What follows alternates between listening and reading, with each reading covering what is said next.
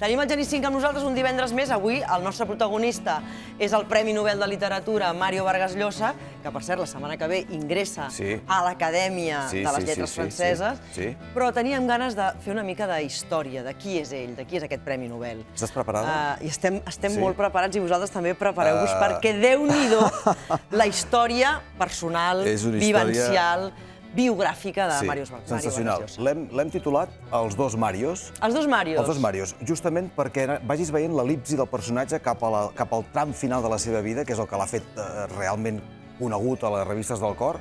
Però si et sembla bé, comencem pel començament. Som-hi. Perquè la història del començament és la que marca precisament tot l'inici. Iniciem la primera fotografia. Aquesta senyora és la Dora Llosa. És la mare del Mario Vargas Llosa i va tenir en Mario de manera orfa. Aquí se li va explicar al nen que no tenia pare, que el pare havia mort i que ella, com a seva mare, doncs l'havia anat criant.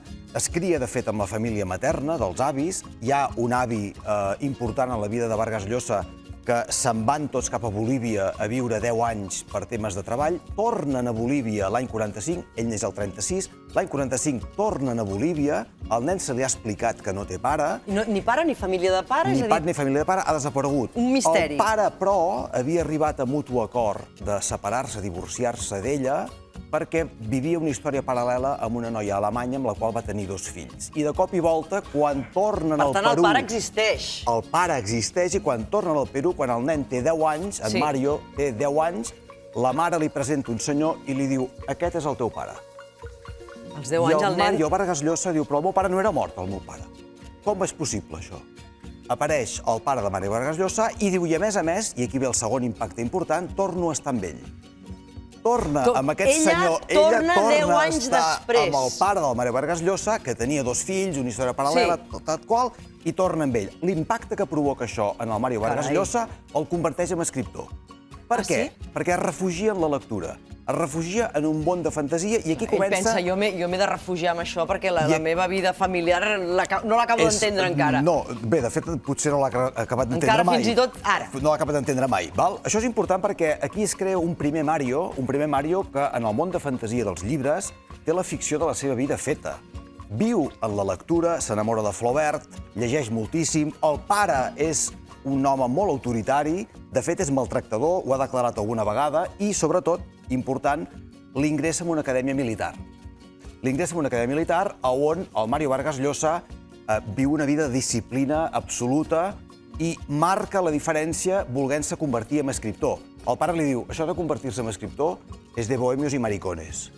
No cal que t'hi dediquis, serà un desastre. I el Mario Vargas Llosa, de fet, aconsegueix un èxit tremend explicant aquesta història de l'acadèmia militar a La ciudad y los perros. Escriure transforma el personatge en aquest món de fantasia, és aquest primer Mario que comença amb molta força la contraposició amb aquest pare que li diu que escriure és de maricons i inicia un viatge fantàstic que el fa saltar a Europa, guanya un concurs literari a París amb un relat que es diu El desafío, publica La ciudad de los perros, hi ha un editor que de fet es fixa molt amb ell, li publica La casa verde, que és en Carlos Barral, de Seix Barral, i un segon personatge, passem fotografia, que és molt important, que és la Carme Balcells.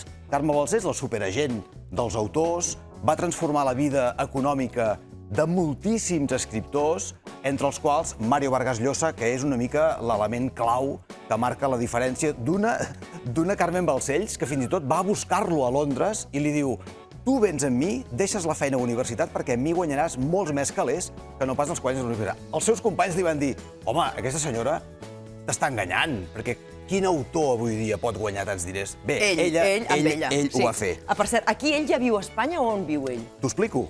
Precisament, aquest primer Mario comença la transformació cap al segon Mario.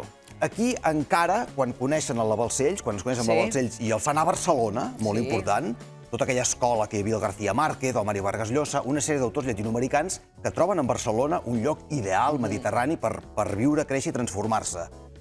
Encara, políticament, és comunista.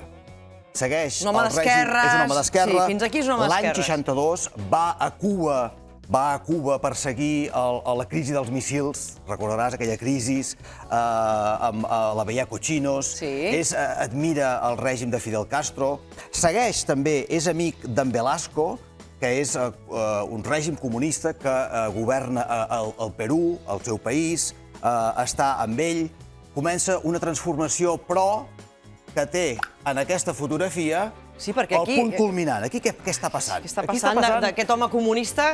Que hi ha un segon Mario. Diguem que també freqüenta Aznar, freqüenta Mariano Rajoy... Això és una convenció del PP que va arribar, li va posar cara a la convenció del PP, ja som als anys a finals dels 90, i ha fet un viatge llarguíssim, però molt ferm, de l'esquerra a esquerra a la dreta, dreta, dreta. Ha arribat a ser patró d'honor de la Fundació Progreso i Democràcia d'UPyD, imagina't. Ha estat proper a Albert Rivera. Vargas Llosa va presentar al seu costat la plataforma Espanya Ciudadana, ho recordaràs. Arriba a ser ponent de la Convenció Nacional del PP, en aquesta fotografia que aquí veiem, i és amic personal de l'Aznar. És el Mario, el segon Mario, que li agraden els reconeixements, li agraden les medalles, li agraden els premis. És Premi Cervantes l'any 94, molt important. El rei li entrega el premi personalment, es fan molt amics. És també l'anticatalà. Un ambaixador d'Espanya. Un ambaixador d'Espanya. Ell mateix, el 2009, ha arribat a abandonar el Pen Club Internacional, que ens agermana tots els autors, tots els que escrivim, i pel seu recolzament a l'independentisme català. O sigui, ha arribat a un punt màxim en què se l'arriba a tillar, d'aquí ve la polèmica amb l'Acadèmia Francesa, que està més a l'extrema dreta que no pas cap altra cosa. Bé, s'assembla moltíssim tot aquest viatge i tota aquesta moguda política a la seva vida sentimental. A veure... Moltíssim. Moltíssim. Aquesta és la seva primera dona? Aquesta és la seva primera dona i la seva cosina. Ah, és la seva cosina. Aquesta senyora, la Patricia Llosa, és la cosina del Mario Vargas Llosa. Però ve d'una història precedent. A veure. A l'any 55, el Mario Vargas Llosa, per aquesta història que t'he explicat de la mare, autoexiliats a Bolívia, una mica per feina de l'avi, la família materna que creia que no tenia pare, la lliga moltíssim a la família materna i l'any 55 s'enamora de la tieta d'aquesta senyora, que és la Julia Urquidi, i es casen. Amb un merder familiar, un escàndol, una cosa mai vista, en què fins i tot casats els fan separar. En Mario Vargas Llosa, ara som el primer Mario, diguéssim, el Mario de la fantasia, d'una vida de novel·la, d'una vida en què la ficció gairebé sembla no ficció, però és la vida real d'aquest senyor. Primer es casa amb la tia? Primer es casa amb la seva tieta. I després amb la seva cosina. Fa de tot per estar amb ella i l'any 64 se'n separa. Se separen, la tieta té 10 anys més gran que ell, l'escàndol va ser sensacional, se'n van a Europa junts, tot aquest viatge a Europa l'han fet junts, l'any 64 se separa. Però una cosa, la tieta és la mare d'aquesta? No. És una altra tieta? No, és una altra tieta. Aquesta és cosina. Aquesta és cosina. Aquesta és cosina, per això et pregunto si és la mare. Aquesta ja és de la seva edat. No, vale. Va errar el tret. O sigui, en lloc d'anar a la tieta, devia anar amb la cosina i ens va dir, ai, m'he equivocat. Clar, però si jo pensava, mira, les parelles a vegades s'acaben assemblant.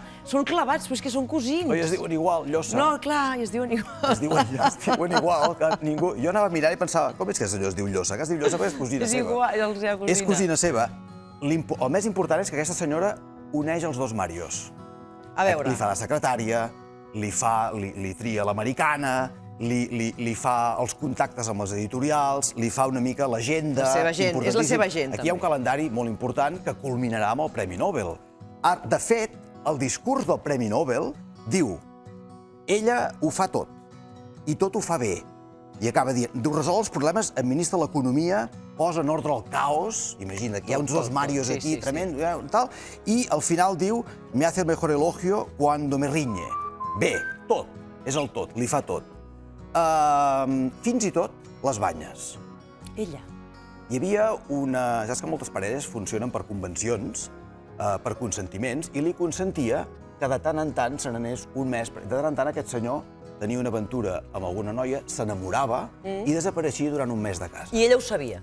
Oh, i tant. Ella és una convenció, una convenció. Ho ha declarat. Al cap d'un mes tornava. Sí. La darrera vegada se'n va anar 8 anys. Aquí els tenim. La darrera vegada se'n va anar una mica de mesos. Fins abans d'ahir.